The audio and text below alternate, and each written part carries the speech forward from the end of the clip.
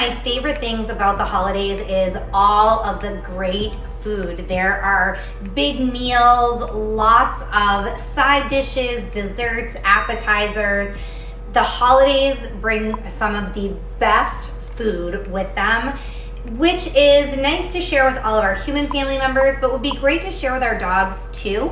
I have people ask me a lot if a turkey dinner is appropriate for dogs. While there are aspects of a turkey dinner that can be healthy for your dogs, a lot of the things that we as humans eat with our turkey dinner isn't going to be a healthy choice for our dogs. There are a lot of vegetables that can be dangerous for your dog, different seasonings.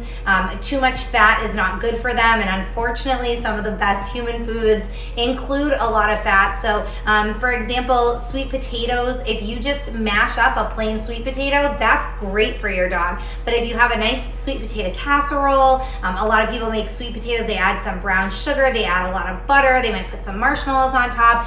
All of that stuff, aside from the sweet potatoes, is not good for our dogs. So it's really important, if you're going to share a holiday meal with your pet, that you make one that is appropriate for them. It's going to provide them with the nutrition that they need and also be safe and healthy for them. So we're gonna cut out some of the harmful ingredients, like onions, for example, can be toxic to dogs in large quantities. So can garlic. So some of these things that we use in our foods, we need to keep out of the recipes for our pets. This holiday meal for dogs is completely safe.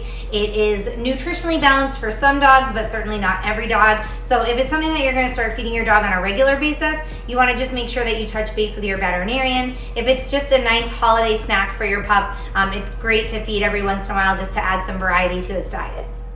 This homemade dog food recipe is really simple to put together. It takes about 15 minutes of prep work. So I've cooked some of the ingredients already and I'm using leftover turkey. And now I'm just gonna combine everything together. The first ingredient is 1 pound of leftover turkey, or you could use ground turkey and just make sure you cook that up. You could definitely use fresh turkey. It doesn't have to be leftover. I also have 1/8 of a cup of parsley that I've chopped and 3 sage leaves that I've chopped. So I'm gonna throw those right in there. I have 3 cups of cooked brown rice. It started out as 1.5 cups of dry brown rice, and then you just cook it according to the instructions on the packaging. I have 3 hard-boiled eggs that I have mashed. I just use a potato masher and mash them. I leave the shells on. The calcium is really great for your dog, but you can certainly peel them if you'd like to. I don't want to take the time, and it's added nutrients for my pet, so I leave the shells on. I have 1 large sweet potato that I cubed and steamed. 1 cup of peas. I'm using frozen peas, and you can put them right in there frozen. The heat from the rice and the eggs and the sweet potato is gonna help to thaw those really quickly, so you don't have to worry about cooking them or preparing them anyway. And you could certainly use fresh peas if you'd like to. I also have 1/4 cup of dried cranberries. You wanna make sure that you get the cranberries that have no added sweeteners. They're just plain dried cranberries, no sugar added.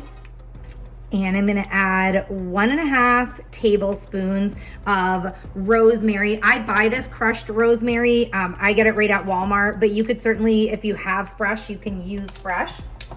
And then the final ingredient I am adding, I use this fish oil from Lifeline Pet Nutrition. I have done a product review on it. If you want to see why I chose this brand, why it's so healthy for your pet. And we're gonna add 1.5 tablespoons of the fish oil as well. You could use any brand. That's just the brand that I use. A lot of time in the comments, people ask me what I'm using and why. So if you want to check that out, you can. If you want to use a brand that you like or whatever brand your local store has, that's fine as well. Now we're just going to toss this all around, and once the food has cooled completely, you can serve it to your pet. Be sure that you mix it up so it's really well blended. If you're interested in printing this recipe out, or you want to know the serving size guidelines or the nutritional value, you can click the link below this video. It's my full written recipe there, and that'll show you, how much protein is in each serving, how much calories, carbohydrates, all of that stuff. So if you want to share that information with your veterinarian when you're discussing the recipe, or you know your dog's nutritional needs and you want to check out what's in this recipe, you can certainly do that.